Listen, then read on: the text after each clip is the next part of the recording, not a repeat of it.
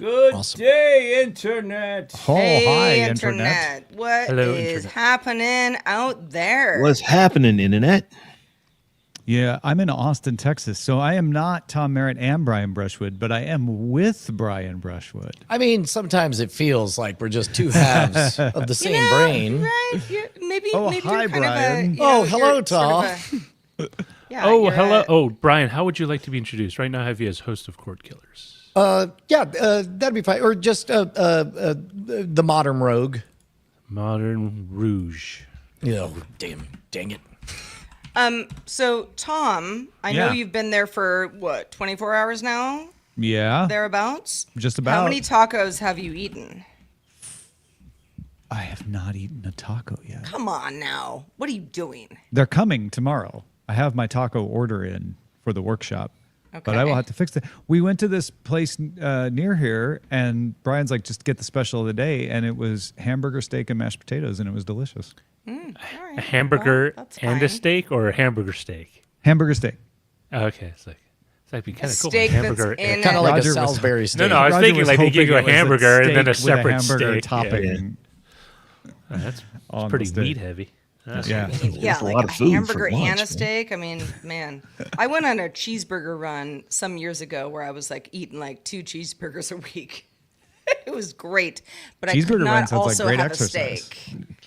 Sounds like a bowel nightmare. Yeah. It was great. You know what? It worked for me at the time. I'm at the stage where I can eat like a burger maybe twice a month without feeling too bad. Oh, I had about it. a Shake Shack burger on my flight. On your flight? Delta Like you bought it serves Shake before? Shack. Well, he in got flight. it and then he took it on the flight. Yeah. No, they serve it in flight. What? Yeah, What No. airline were you on? Delta. Really? Yeah, Are you Wow. first class? that was first class. Yes, Okay. But they serve- they serve somebody's Shake a little Shack. fancy, but okay. with not with French fries, with potato chips, because I guess they can't really do fries in the air.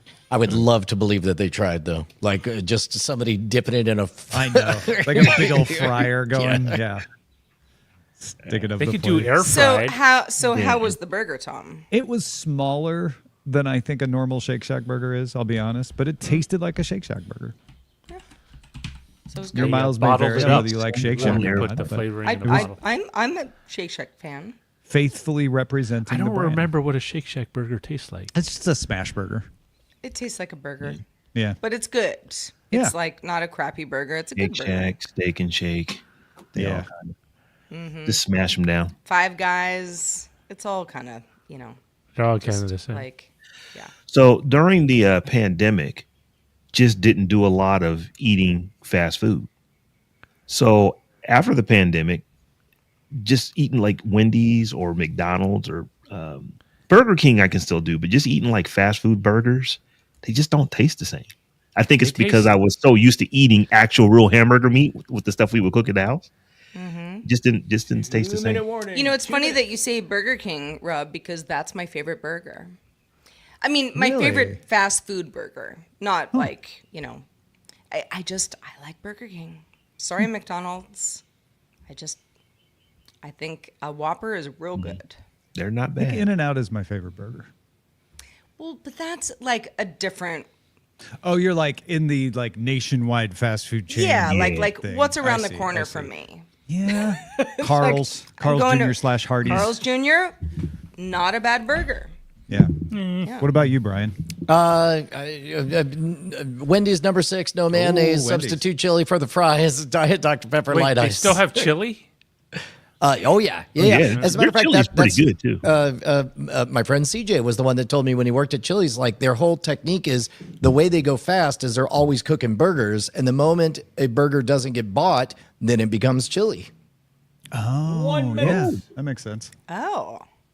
Huh. Interesting. And That- no that mayonnaise. You're a no happens to mayo all of us. person. Oh goodness, no. Yeah. No mayo for you. That's See, Satan's I can't sauce. eat a burger without mayonnaise. They I mean, they I put can. the I mayonnaise on the physically side can, on the but airplane. I really want mayo on the burger. I Yeah. know. My wife's the same way. She almost has to have mayonnaise on a hamburger. Yeah. Mayonnaise. Mayo It and just sandwiches, makes but not everything burgers. so much better. I like mayonnaise. I don't have to have it, but I like it. I used to hate it. If it's just a good burger, all I need is just a dollop of mustard, and I'm good. I don't need much Mustard for sure. Yeah. Well, I guess I Pickles. could eat a mayo burger without Oh, mustard, oh, but I- I prefer mustard. The one thing I can't not have is the burger.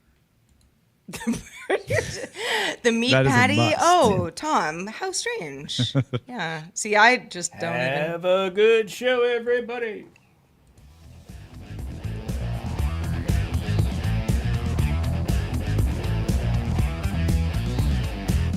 Good day, Internet. This is DTNS Live for Friday, June 27th, 2025. From Studio Animal House, I'm Sarah Lane. From Modern Rogue headquarters in Austin, Texas, I'm Tom Merritt. From Columbus, Ohio, I'm Robb Dunewood. I'm the show's producer, Roger Chang. DTNS Live is made possible by you. Thanks to everybody who supports the show, including ALO, Tony Glass, Philip Less, and every single one of you. We love you. We sure do. And welcome everyone to DTNS Live, the show where we discuss the tech news to help us all understand it a little bit better. Now, Tom, you sounded like you might be in some sort of weird bunker, different from Studio 7 earlier today. Where are you? Yes, that is right. I said I'm at Modern Rogue World Headquarters in Austin, Texas with Mr. Brian Brushwood. Yay! Oh, there we go. I switched the camera. Man, oh man, do you have the Z squad when it comes to production over here? But I'm doing my best. We're going to show off Brian's studio, which is very impressive because it's filled with robot cameras and they're kind of amazing and not like crazy expensive, right, Brian? Oh, no, they're I think each of these cameras that we're going to show off are about $1,200.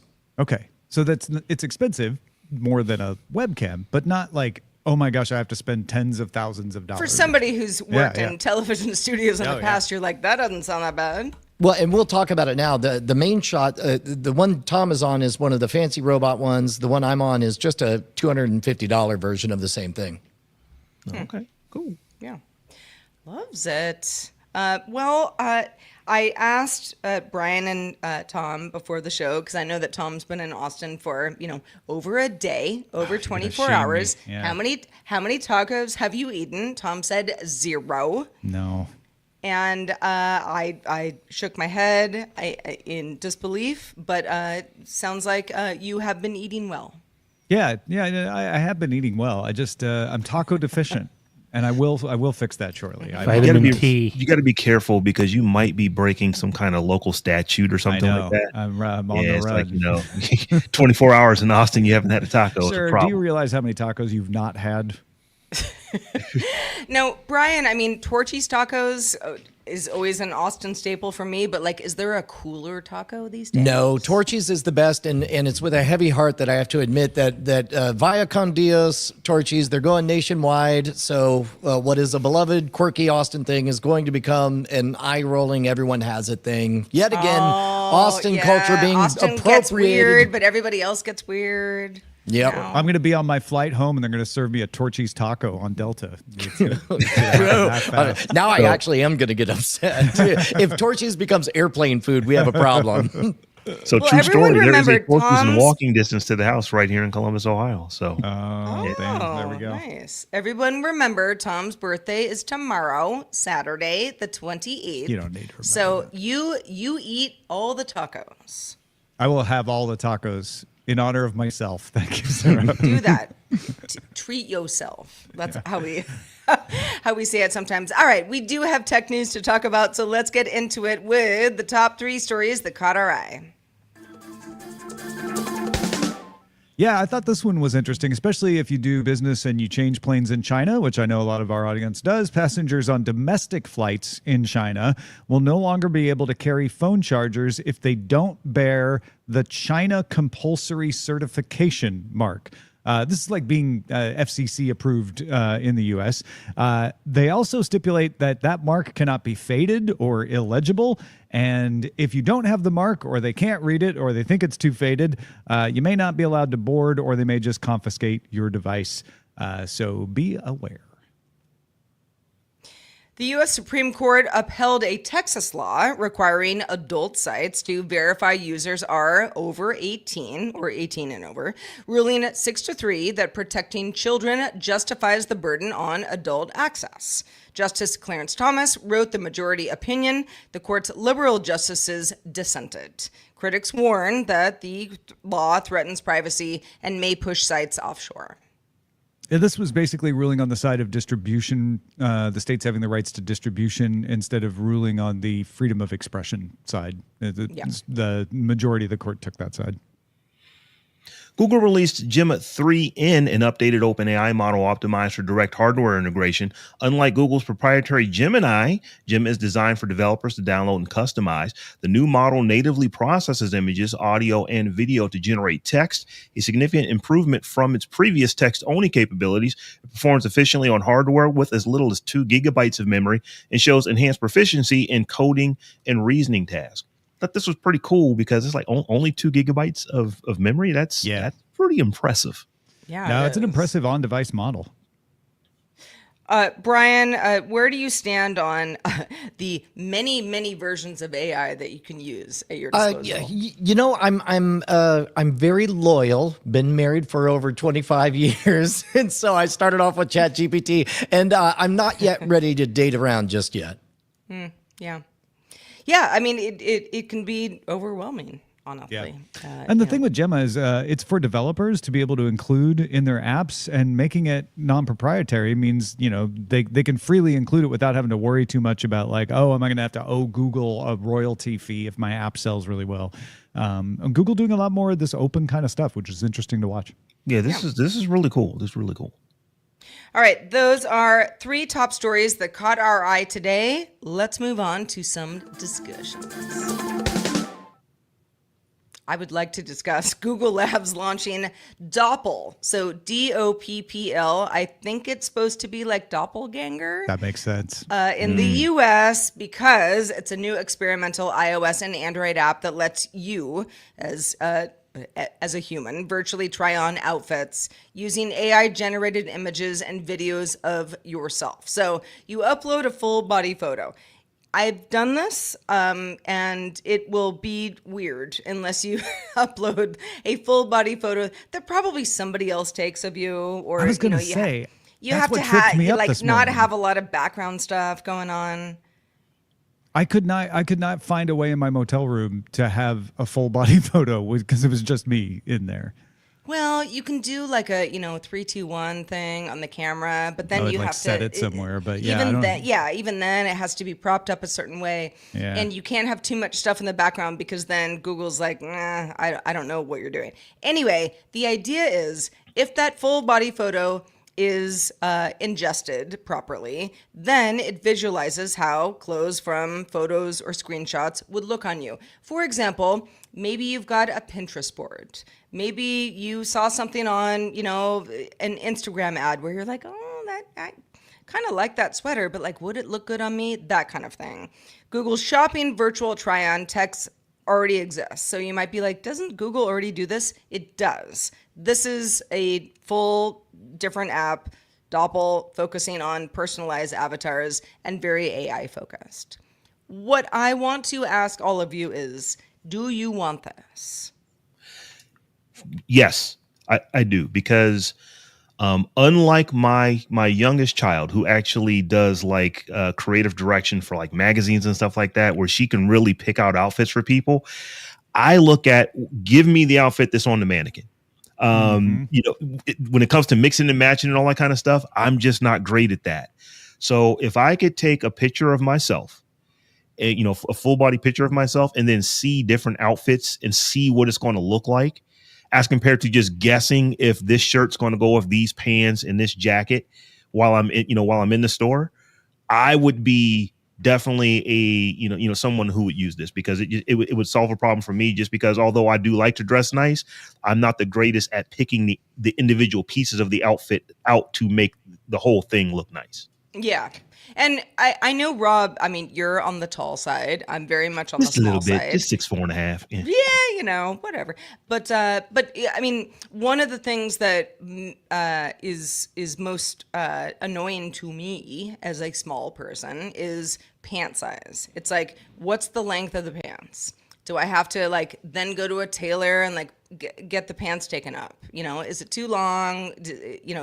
Do they work for me? So that kind of thing, if this were to work as advertised, would make a lot of sense to me. So one strength of this, Sarah, if I'm going to pitch it, and I actually has a lot of appeal to me, is I agree with you. Like when it comes to fit, nothing's going to substitute actually putting on the clothes. But we wear clothes for two reasons, both for ourselves, but also for a look for an event. So let's say we're stepping outside of our comfort zone. Let's say out of nowhere you got an invite and your job is to host an award show, and I don't know what the right look is to host an award show, or maybe I get a higher end corporate speaking event thing, and all of a sudden, by default, I'm a t-shirt and jeans kind of guy, and I'm not at a certain dollar amount going to set foot on stage wearing just a t-shirt and jeans, but I don't know how it looks in that environment. So if I had one of these, then I could, send me photos of the venue, and then I get a sense of whether or not I would look congruent at a black tie affair, et cetera, et cetera. Yeah, because you can download the photo and then you could use another app to put yourself in the venue. That's interesting. I'm even more into this because I never thought of that. That is absolutely awesome.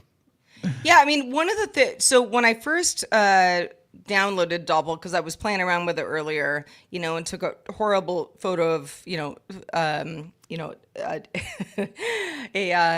full photo of myself where I was like, you know what, let's just see what it does. And it was like, not a great photo. Please do it again. It literally said that to me. So I was like, okay, let's do it again. And it kind of crashed a couple times. I don't know. I mean, these are early days, but then I initially was like, okay, so you have sort of like my full body idea of what I look like in things. And I guess the AI is like, we probably understand like, what is the length from like, the, tips of her fingers to her elbow type thing so that things would fit. And then when I was like, okay, let me serve you a couple things that like clothes that I think are cute. I did get Doppl say like, no, that dress is too long for you. Like you can't do it. Or that sweater is perfect for you. Oh, so really? The more that you serve it, the better that it gets, because it's like, oh, I know what you want now. And I can tell you, like, probably, like, sort of like, well, sit down for this one, Sarah. That dress isn't going to work for you. Do you remember Amazon had, what was it called? The Echo Look for a short period of time. Yeah. And that's the idea, is it was a camera that was going to do exactly that, where it would look at what you're wearing and say, oh, a beige bag would go with that. Or like, oh, your pants are mismatched. You should try this color pants or something like that. Yeah. So it's interesting to see that Doppler does that, or Doppl, not Doppler. See, I'm already trying to add different more than to Doppler. Doppl. Yeah, but I mean, it really is supposed to be your, it's the person that you're not hiring to dress you. That's the idea. I would even be willing to put in my measurements for this to get it right. So like when I go to a store, I'm okay because I can pick the stuff, match it up, go try it on, look in the mirror. Oh yeah, this looks good. Where I have the issue is buying clothes online, because I just don't know how they're going to, how they're going to fit. Not only am I 6'4.5", I'm like designed like a refrigerator. So, everything doesn't look great on me just because I'm, not just a tall guy. I'm a big dude. So I got to make sure that like, the gut's not being hugged too much. Yeah. And that, I have this, I'm pretty tall, but I actually have a short upper body. So I've got really long arms, really long legs, but my, from like my waist to my shoulders, I probably would only be 6 feet if I, had, the legs and the arms to match that. So it's to me, this can solve a problem if I can actually, maybe, have it take a picture of me and find clothes online that would look good.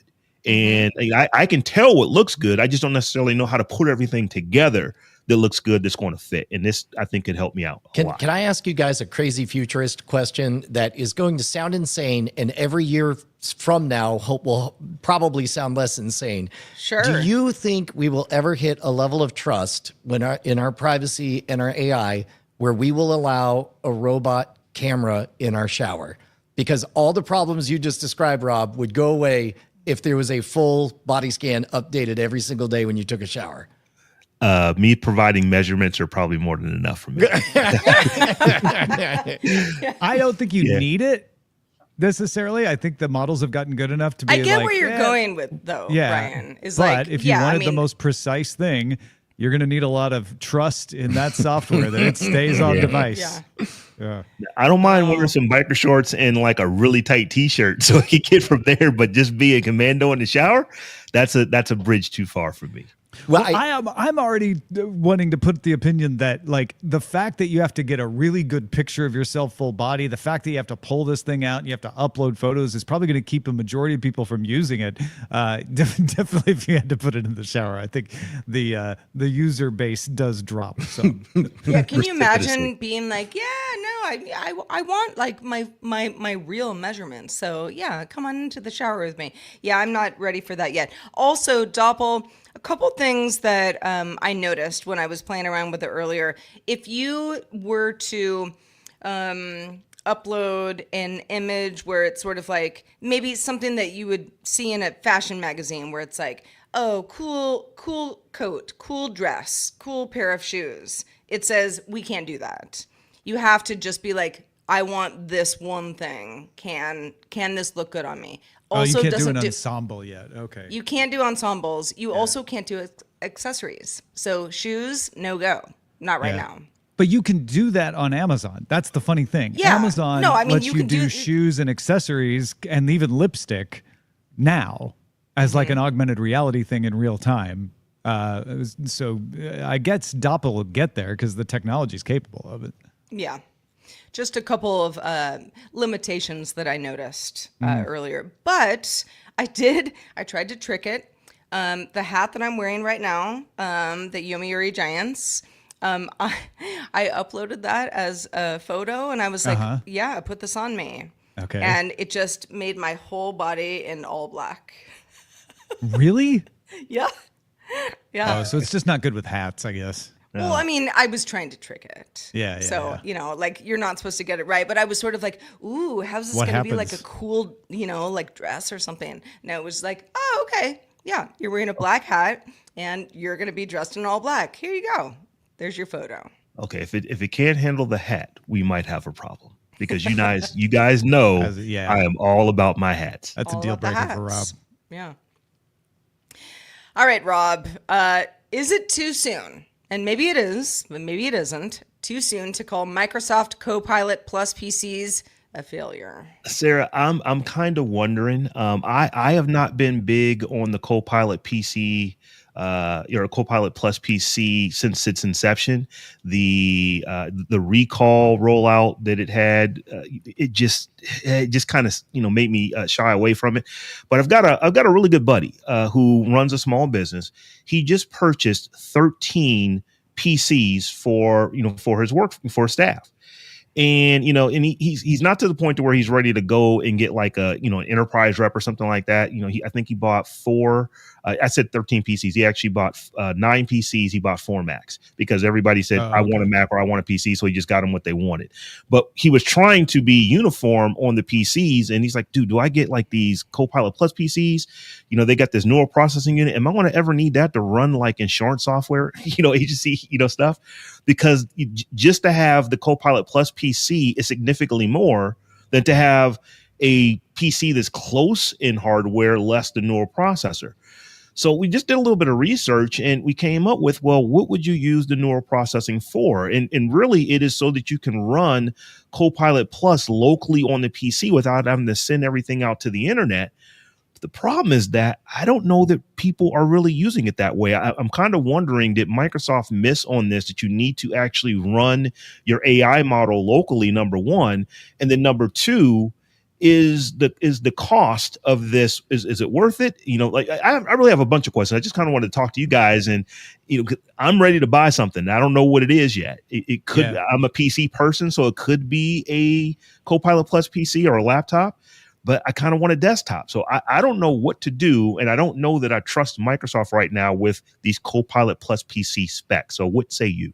Okay, let me do a sort of back of the envelope analysis of this. What Microsoft, I think, wants is you as a business will start to see the value in using Copilot because it's increasing productivity, it's making things faster, and we are seeing that happen broadly with LLMs, where people are saying, yeah, I can code better with this, I can do these things faster. So that's happening. Microsoft's hoping a business says, gosh, we like that. We're a little nervous about it being in the cloud. Let's make sure our employees not only have the best PC to use Copilot, but also we have the option of keeping it local so that it doesn't get leaked out somewhere when they're putting in sensitive information and asking it questions. Where that I think is failing is Copilot does not seem to be the most popular way businesses who are using these tools are using them. It's more ChatGPT or Claude or Gemini, and Copilot is kind of declining. It's not performing as well as the others. So I think it's not so much that Copilot Plus PCs aren't useful in a lot of use cases. I think those use cases are growing. It's people aren't using Copilot for those use cases. That could definitely be it. The other part of it is that I have no problem running my LLMs in the cloud. And from Microsoft's perspective, they have Office 365 and Microsoft 365. That's all cloud stuff. Right. Well, we really want you to run this stuff locally on this PC so we can give you a sticker and call this PC something different than we call the other PCs. I don't know that matches up, because it's like, if you're all about Office 365 and all about doing stuff locally, how do you match that? I would rather just have a less expensive PC.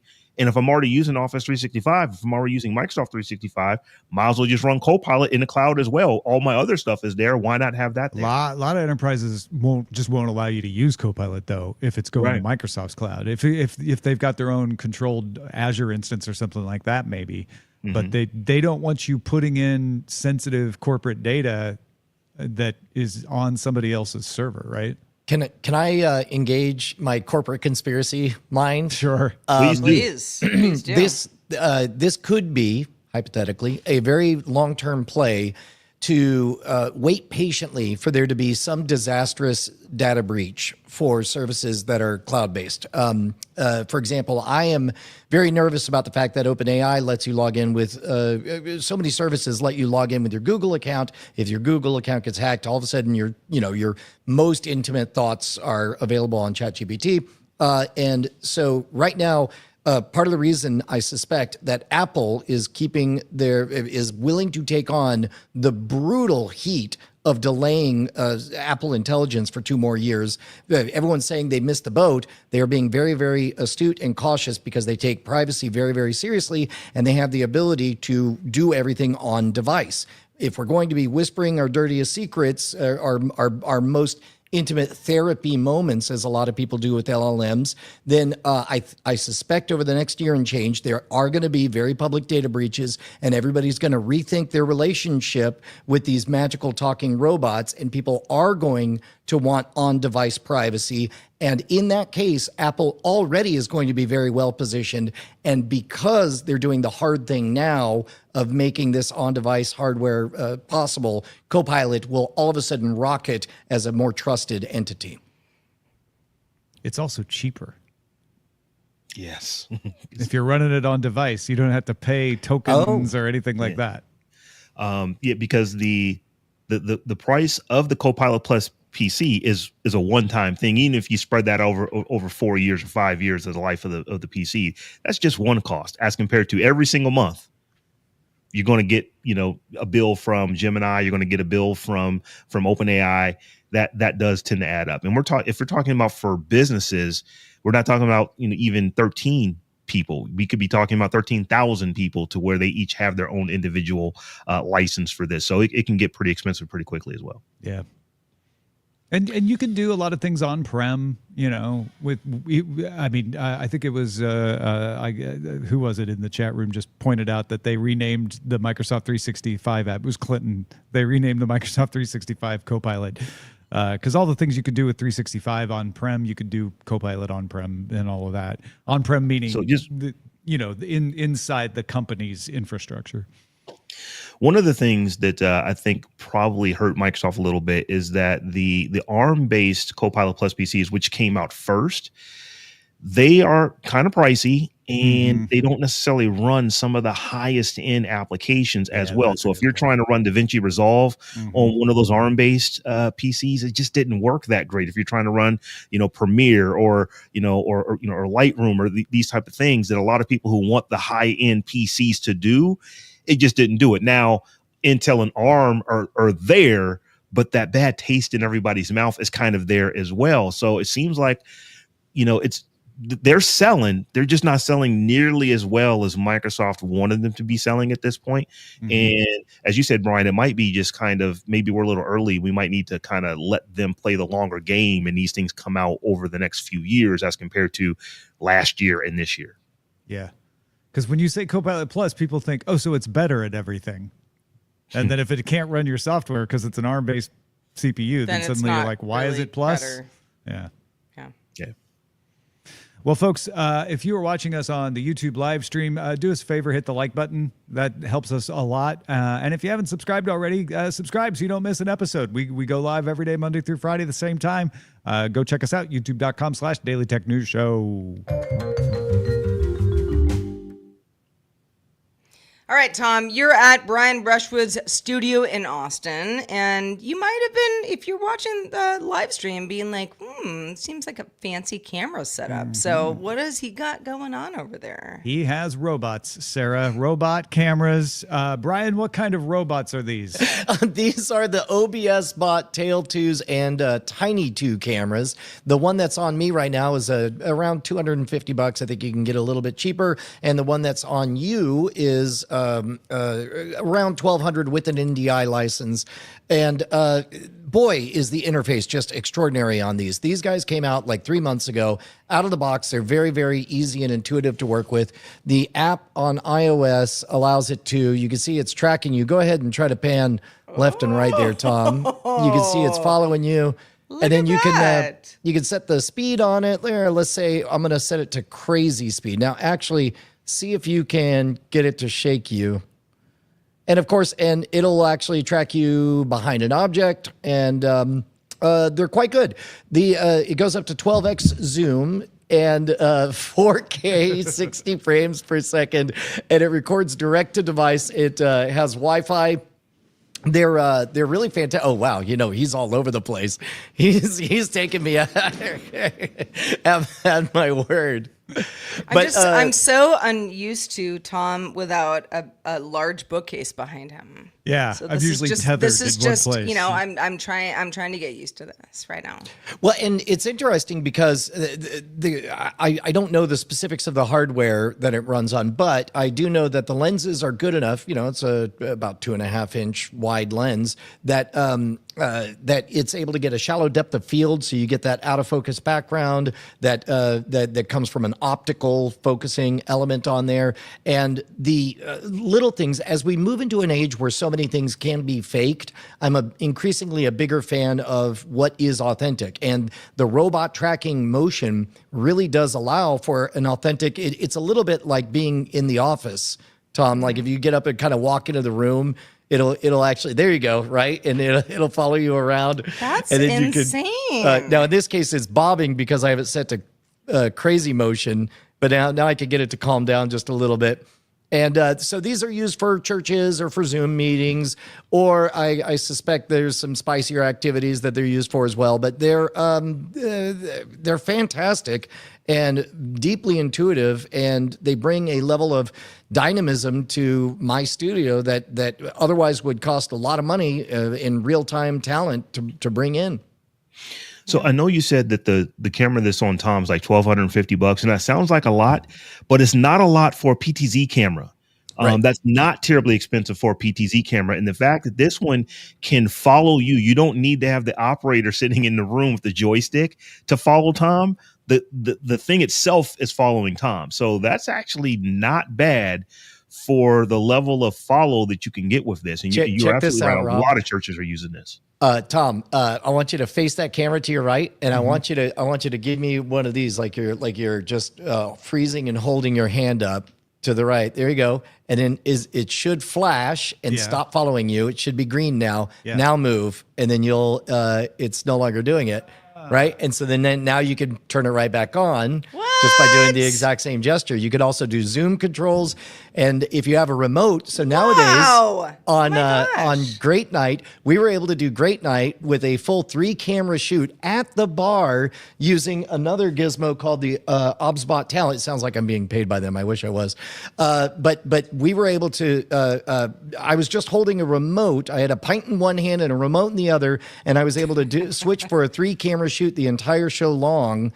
And it looked like we had a producer on set, and it was all done just by us. Yeah, and that gives you so much more flexibility because forget whether you need a second person or not. It means if you have an idea, you can sit down and just shoot it. Yep. Because you don't have to go find somebody. You've got the cameras and they're ready to follow you whenever you need them. So I don't know if you saw it, Tom, but I set up in the studio 3 of the robot cameras, and I was able to produce what for about 30 seconds looks credibly like a cinematic. I was trying to look like The Shield. I was trying to be Vic Mackey, but for a second it looks like a movie, and it's shot entirely on robot cameras, just following me as I'm beating up. You could just look up the word papyrus on Modern Rogue and you'll see it. But it's extraordinary. Yeah, no, that was impressive because you reveal partway through that video that you're like, it's just me and these robot cameras in here right now. Yeah. Well, it's funny. Some years ago, I bought a couple of PTZ cameras from somebody who was offloading them, and just gave me a good deal. And I'm like, okay, yeah. And I've constantly been like, how do I do this? Because as you were talking about, Rob, a few minutes ago, it's like you still have to have, either it's you, doing the remote control or somebody else doing the remote control, but it doesn't work, autonomously. So the autonomous nature of this makes a lot of sense to me. Oh my goodness. On top of everything, Rob, just to make you even more excited, these things live stream, single button. They go straight live to the internet. So you can also tether through your phone. It's amazing. The local recordings always look good. I've been very happy so far. They have SD card on board? Yep. So each of these have 512 gigabytes in there. So, they're also battery powered. So when we went barefoot water skiing with my dad, I was able to clamp them. And so as the boat would pan around, it would lock onto the face. And so for all the world, it looked like we had 3 cameramen, but there was nobody in there. So it's able, because it's able to do zooms and all of that. Can you do zooms with hand controls? Yes, I don't have it enabled, but there are gestures that'll do that. Yeah, and next time I'll tell you all about this talent gizmo. It's pretty cool. What's the talent thing? The talent is, I think it's right in front of you. Look around, see if there's a square. There you go. Hold that up. So what that guy is, it does the live stream, and you'll notice there's 2 HDMI ins and 2 USB ins. So we were able to set up a 4-camera shoot. Again, if you go look at a recent Great Night on Modern Rogue, you'll see it on there. But this guy, you're able to take standard battery packs, stick it on there, and then we were able to get 1080p, 30 frames per second for 3 hours, and had plenty of battery on there. Oh wow! And it's just wirelessly transferring to this. So the cameras, if you're live streaming, you can do the NDI, but then you're going to drop a lot of frames because of Wi-Fi dependency. But with the hardwired in there, it's great. And of course, the cameras are recording locally. So if you have an event, like let's say we wanted to do a hula hoop contest, we could run everything off of that. And so the live stream will be the way live streams are, but all of the cameras are recording locally to their internal storage. And then we just offload that later. And that's all 4K 60 frames per second. Yeah. That's Now, if you great. wanted to connect all the cameras to a PC or Mac to live stream from there, how are they connecting? Are you going into a switcher and then into the Mac, or are they able to basically be webcams and you just plug them in and it recognizes the webcam? How's that working? So what I'm doing right now here, let me go ahead and I'll do a little desktop capture here. What I am doing is I'm using vMix. There we go. So you can see live. And I've got, so all of these cameras wow. can record locally, but also I'm able to switch live between these. And then these are just HDMI ins on a quad capture card. Okay. That's pretty cool. That's pretty cool. Yeah. It really is. I mean, this is really Turns changed. out Brian Brushwood knows what he's doing.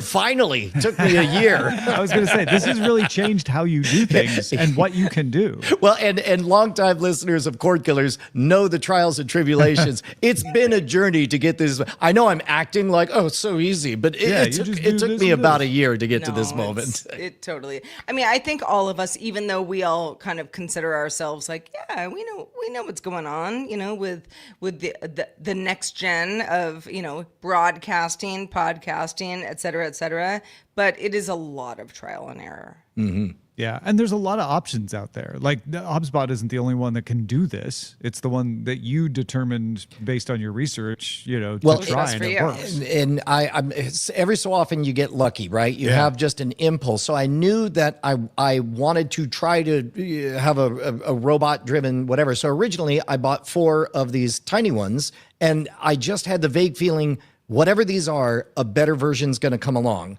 And then just as I got it down, it was CES and they announced the Tail 2s. And then they gave all the specs and I'm like, there's no way they're that good of a camera. And then it got closer, and then somebody said the word tariff, and I'm like, you know what? Just to be safe, I'm going to buy 3 of them. and then, sure enough, out of the box, it was like, oh my gosh, this is a game changer. And hopefully, you guys have seen some of the content that has come out over the last couple months on Modern Rogue. Yeah. And what for people who don't know, like what all productions are you using these for? So certainly the live stream stuff that we're doing now, and although there's convenience aspects to the webcams, but 3 camera shoots out in the field have been real easy for interview content on Modern Rogue. We were able to, like I mentioned, using the talent, we were able to live stream Great Night from our favorite hangout, the local bar, and even the cinematic stuff. I mean, again, so they do all the different frame rates, and what's neat is when you record at 24 frames per second, you of course get that motion blur that gives it that cinematic look and feel. So with a little bit, adding a LUT, doing a little bit of Adobe Premiere rocket sauce, it ended up looking like a cinema. Yeah, that's cool. That's it's fun to see them in action too. Yeah, these are impressive little gadgets. I might be about to have an accident. I'm like, I probably should sell stuff on eBay. You just cost Sarah and Rob a lot of money. Perfect. Thanks a lot, Brian. No, it's all good. Speaking of being all good, it is the end of the week. It is Friday. And on Friday, Roger usually puts together a quiz of some sort to help us take ourselves into the weekend. So what do we got?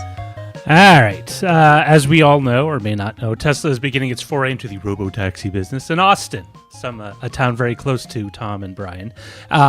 So let's take a moment to be in it right now. That's very Hey, I was trying to add this sort of showbiz illusion. Anyways, let's take a moment to reflect on the self-driving cars that have filled our imaginations from pop culture. This quiz will test your knowledge of self-driving automobiles and the related characters from TV and movies. Are you ready to play? So Ready? wait, Ready? Yes. I want to make sure I understand this. This is a self-driving car, like from the future type thing, but from series past. Just imagine, or think about every movie or TV show that's ever featured a self-driving car, and then just try to remember the title. Who was in it? Would be self-driving. Self-driving. Okay. Self-aware implies a level of sentience that I am not willing to suggest. I just wanted to make sure. All right. And there is no my mother the car. All right, so just Clue.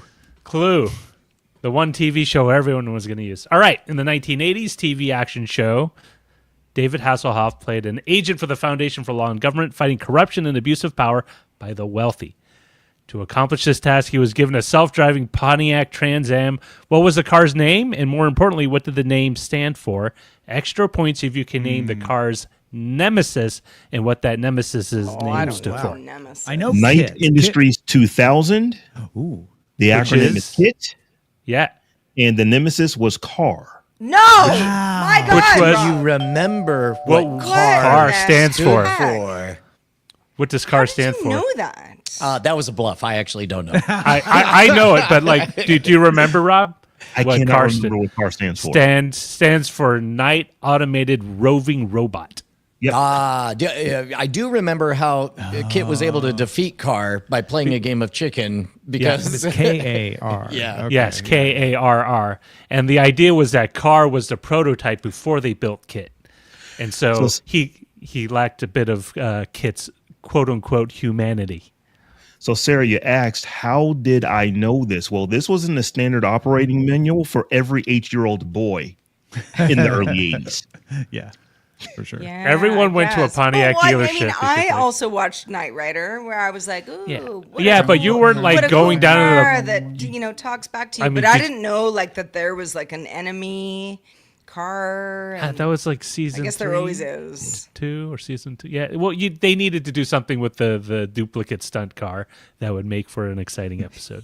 The duplicate stunt car that's just mean. If you go back it's like we and- have our protagonist and our antagonist. Yeah. got it. if you go back and watch some of the episodes, because they were shot on film, they upscale nicely to HD, which means you get a peek behind the production curtain. For example, to achieve the self-driving effect, that's definitely just a driver wearing a car seat suit. Yes. they literally built a suit and you sit inside it or in the car seat, and it just this foam thing goes on top of you, and you can see the guy's face if you look carefully. If you really look, yeah. All right, so Rob gets some Rob point of some type. wins, All right, as second. usual. These are all going to be softball initially, and then they'll sort of ramp up. All right. Volkswagen scored a marketing coup indirectly with the 1968 movie The Love Bug. The movie co-starred a sentient Volkswagen Beetle. What was the name of the car? And extra points. What was the car's racing number? Oh, I Herbie, don't know and I this. think the number was 3? 53. 53? How do you So know wait a minute, this? because Tom and Brian are in the same square. Are they one person? We did make an allusion to the fact that we're two halves of the same you don't brain. get 2 points. You get 1. Well, it one was point. Herbie. I know that. Yeah, but it was what, Herbie. What was the It was number? 53 was the Was number. it 53? Okay. And I it knew makes the 3. Yeah. And in the sequel to Herbie, there's a kid who refers to Herbie as Ocho because 5 plus 3 is 8. And there was actually, this is kind of weird. You may not remember, but in The Love Bug, there's a point where Herbie tries to jump off the Golden Gate Bridge or drive off the Golden Gate Bridge. Stop that. Yes. No. God. Yes, he felt that he was being abandoned by the protagonist, and you could hear him doing this mournful honk in the foggy, like Golden Gate Bridge as he tries to drive over the edge. No, that's Listen, too he much. obviously survives because they made like 3 sequels, and then they rebooted it with Lindsay Lohan. Lindsay Lohan. So Yeah. Yeah. No, I had I a remember Herbie, this. a Herbie. What are those things with the where you press the button? And Camera? Viewmaster? Viewmaster. Oh, thank you. Viewmaster. Oh, yeah. Yeah. Those things were great. I had Herbie know. Viewmaster dials. those are I VR think I still goggles before we had them. Yeah. Little do we know. All right, question 3. This Stallone vehicle featured futuristic cars that drove autonomously until self-drive was activated by voice command, and the human would take over driving. Oh, yeah, I know. I know this one too. Shut it. Shush. It's the one where Taxi driver. stop it. Sandra Bullock is in it. Yes, 3 shells. I forget. All restaurants are Taco Bell. Taco Bell. Yeah. And all the radios just play commercial All right, jingles. Old somebody else jingles. do it. I can't Demolition. remember. I mean, what happens when you take a wrecking ball to a building? What happens to the building? It gets Wrecked. like it's a synonym to Rob wreck. already It gets, said it too. Yeah, I already said it. So All right, Rob gets it. Demolition Man. There's actually a really cool quick bit where the car by default drives itself until you say self-drive, which means the car lets the passenger or the occupant drive. I never thought about that. Yeah. So it's like self-drive. Self-drive is you Sandra Bullock driving says it. self-drive, and the steering wheel pops open. You grab it. One of the things that I remember most from this movie, because I have watched this movie more than once, is that because Sylvester Stallone is like, he's in the future, but he's like not familiar with it yet. Yeah. And they laugh at him because he's like, I need toilet paper. And they're like, ha, ha, ha, ha. Remember when people used to use toilet paper? Oh, it's because he Yeah. says, And I I don't was see any like, toilet oh, paper. All I see are weird. 3 shells. Three And shells, then He doesn't know Then about the he three doesn't know how shells. to use the the 3 shells. shells. And that was one of the things. It was finally explained in a forum somewhere, but I'll let that be an exercise for the listeners. All right. Question 4. In the 1983 John Carpenter directed horror movie Christine, a red Plymouth Fury is restored by the protagonist. What is his name in the film? And bonus point, the Roger. movie takes place in Rockbridge, California. Where in the state is Rockbridge located? Well, So, just okay, give the name of the we have, protagonist, we have, a we have protagonist. a name and then the place. Yeah. I don't remember his name, although I've read this George. book. It was the Night Industries 2000. His name is Kit Carr. Just Where in the state is Rockbridge located in? I mean, San Francisco. This is a fictional place. So, yeah, It's- I would say the Bay Area. oh, that's good. That's actually, you got the bonus point, but not the main Yeah. question. But yeah, that's good. It's I have no idea who the protagonist it's a neighborhood name in was. Oakland. It's an actual place. John. Oh, like Rockridge. Rockbridge, yes, it is. Well, but Rockbridge. Yeah, Rockridge is an actual neighborhood in Oakland. Yeah. I I would but- not know the man's name. it This is. not So something remember I- Happy Days? What was the letter on top of the diner? A. Yes. So Al. A, not Adam. Al. Who was the guy who subsequently took over Al's diner? What was his name? Al- what was his name? I don't remember that. name. Jose. Arnold. Arnold? Yes, Arnold. Arnie. All right. Arnie.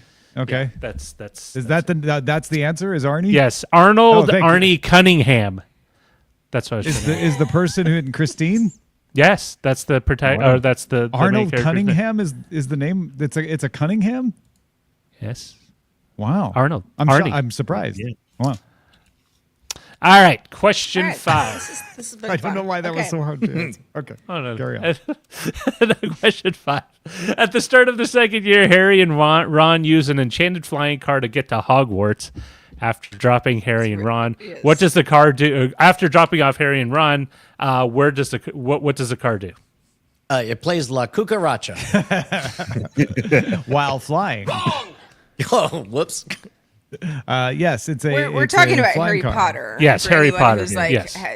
where are we going with this? In Harry Potter, at the start of the second year, Harry and Ron used an enchanted flying car to get to Hogwarts because they wanted to do something. Because they were running late. They Yeah. were running late and they weren't able to take the train because it was It's blocked Ron's, off. It's Ron's dad has the car, but I don't know if he's the proper owner of it. I think it was. I know, but what does the car do repossessed by the after it Ministry drops? of Magic. What Then does the car it do? bursts into flames. I've never seen Harry Potter after the original one, so I couldn't tell you. I don't remember what it does afterwards. I've think seen it's- all So of them, and I Tom still got don't the remember this. Tom got the bonus question, which I didn't give yet, which was the bonus question. Bonus points on the owner of the car. It is Ron Weasley's dad who does own the car, but the car, after dropping them off, drives off into the Forbidden Forest by itself. Oh, that's Just drives it. off. Yes. It just drives off into the forest. That's Okay. kind of a letdown, but okay. I probably should have just guessed that because that's what I thought it did, and I was like, "Well, it must have been something cooler than that." All right. Question 6. A different genre of movie. In the Transformer movie, Bumblebee, very recent movie, recent being like 5 years ago, what does the character turn into at the end of the film? What does that? What does the main character turn into? A butterfly. A real piece of work. A caterpillar. You mean what does Bumblebee turn into? Yes, at the very end of the movie. At the end of the movie. So what it didn't. So you're talking about after it was the Beetle. What did After it it was the after Beetle, it turned into one other car right at the end. Oh, yeah, I have no idea. Wait, does the most you're talking about the Bumblebee movie? Yes. Does it change into that Camaro from like? Yes, Is it time yes. shift? Okay. Yeah, Yes, the yellow yes. Camaro. Yeah, there we How go. do you guys know this? Yeah, I just had to guess because I knew that when the first Transformers movie came out, there was a bit of a fan uproar because they made Bumblebee a Camaro instead of his classic Beetle, and then later, so I just said that was a guess. All right. No, I've always liked Camaros. It is. It's what you drove around to impress people in high school. What movie? Oh, question 7. What movie featured Very a much.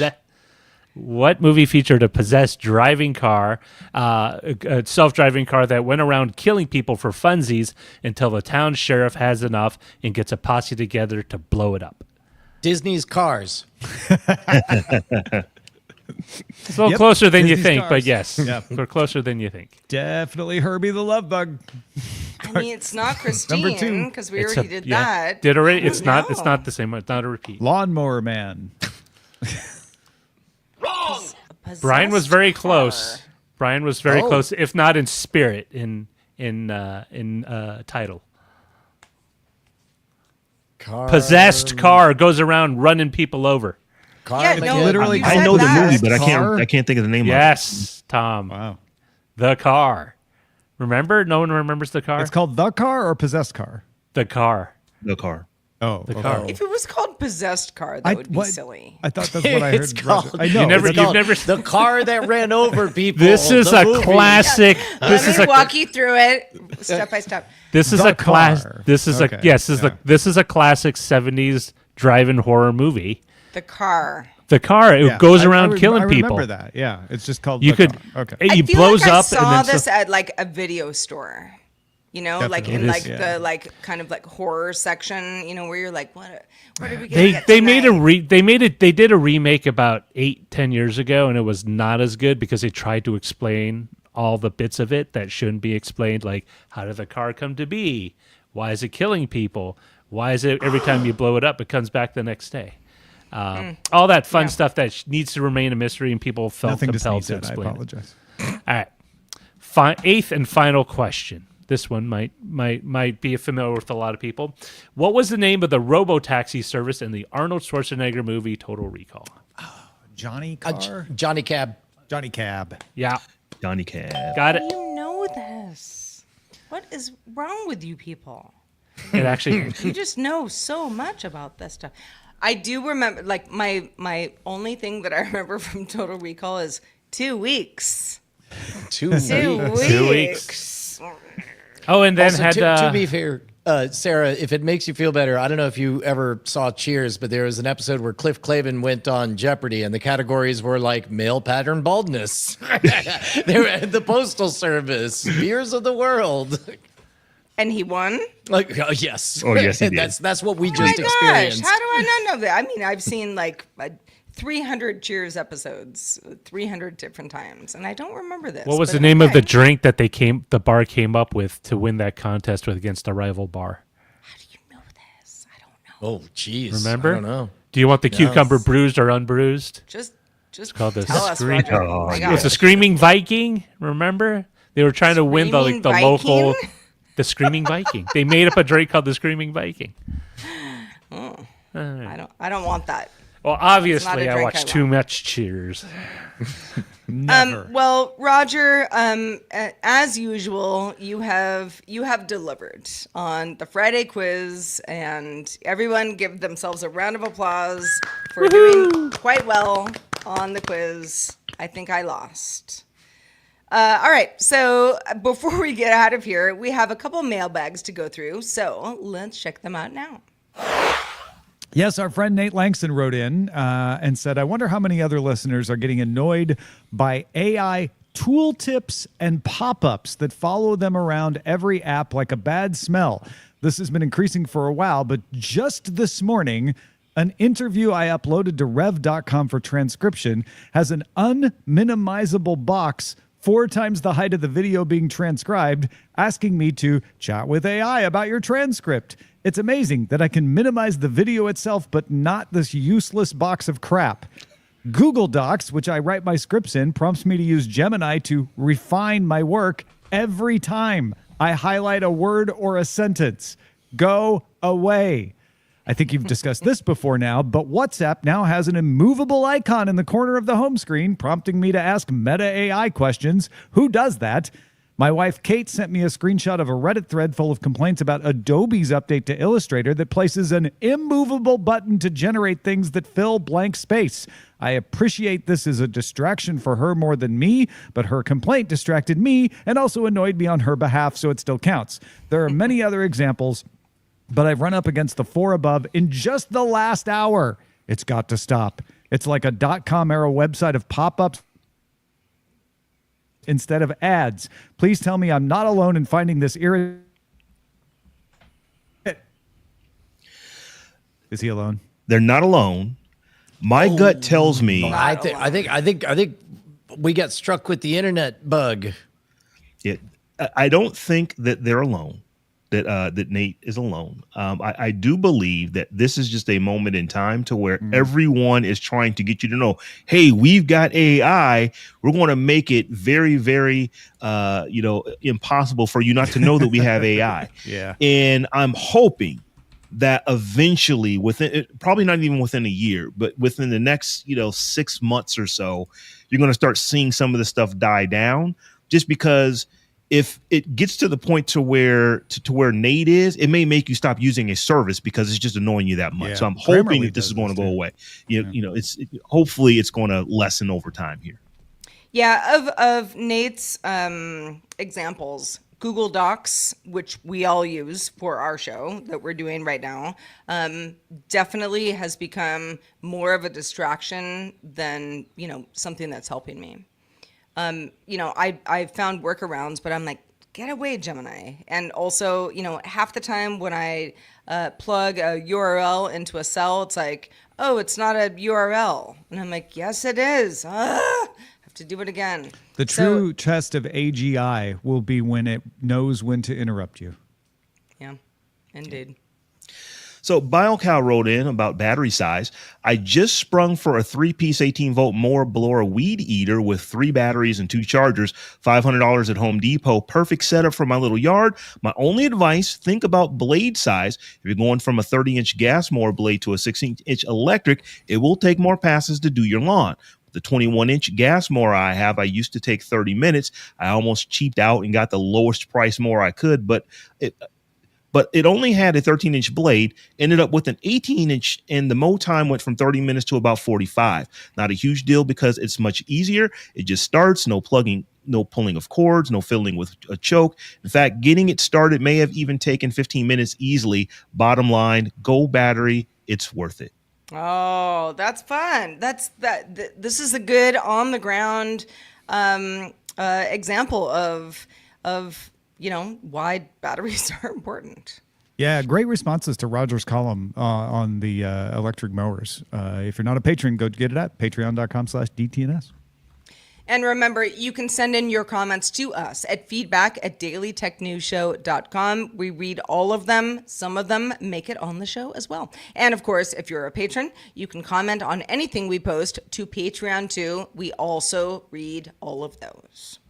Brian Brushwood, thank you so much for letting me crash in your studio today and joining us on the show. I appreciate it, man. Oh, heck yeah, man. Thanks for making it all the way out to Austin, Texas. Of course. Thanks for having me. Obviously, there's a workshop going on that people who follow what you do knew about. But if they want to follow what you do more closely and not miss the next thing like this, what should they do? I'll tell you what, head on over to gimme.scamstuff.com. That's GIMME, and sign up for whatever it is we're giving away this week. Eventually, you'll find your way onto the email list, and you'll find out about the next time we do one of these events. It's all about how to be an independent creator. You know, we're kind of a rare breed by being able to support ourselves, thanks to Patreon, thanks to the reach that everybody has. And if other people want to be able to do that, that's what this whole workshop is about. Excellent. Go do it, folks. Thanks, Brian. So, folks, during the show, you've been submitting your titles over at dtns.showbot.tv, and we've got a ton of titles today and a ton of votes, 107 votes. So, folks, let's just go through some of these here. Nick with a C starts it off with Happy Early Birthday, Tom. Aw. Happy early birthday, Tom. Yeah. I'm merely 21 years old. Clinton Woodward, RoboCasting. It's a good title. That's what it said on the. That's doing what it says on the tin. Yeah. The Reverb Mike A1 dressed me. A1 steak sauce?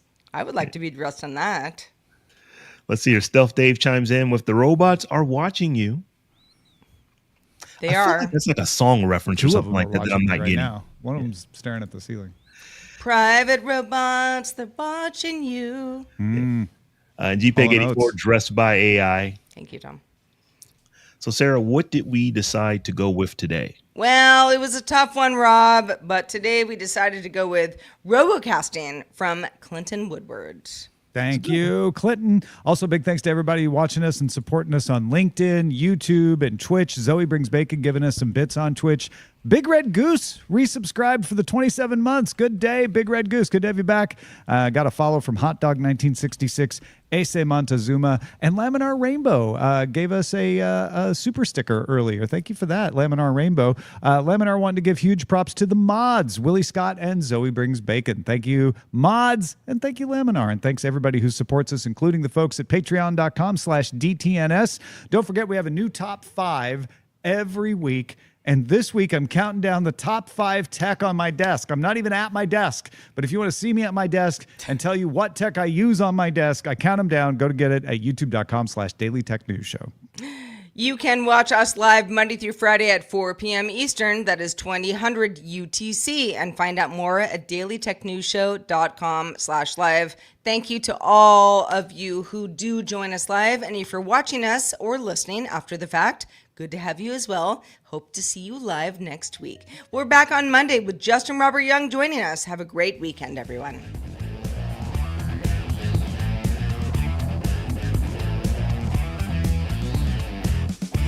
This week's episodes of Daily Tech News Show Live were created by the following people. Producer and host Sarah Lane, host Tom Merritt, host Robb Dunewood, producer Roger Chang, video producer Joe Kuntz, producer at large Anthony Lemos, social media producer and moderator Zoe Dettering, our mods, Beatmaster, W. Scottus 1, BioCow, Captain Kipper, Steve Guadarrama, Paul Reese, Matthew J. Stevens, aka Gadget Virtuoso, and J.D. Galloway. Mod and video hosting by Dan Christensen. Music provided by Martin Bell and Dan Luters. Art by Len Peralta. Acast ad support from Tatiana Matias. Patreon support from Tom McNeil. Contributors for this week's shows include Justin Robert Young, Dan Campos, and Scott Johnson. Our guest this week was Brian Brushwood. And thanks to all our patrons who make the show possible. This show is part of the Frog Pants Network. Get more at frogpants.com. Diamond Club hopes you have enjoyed this program.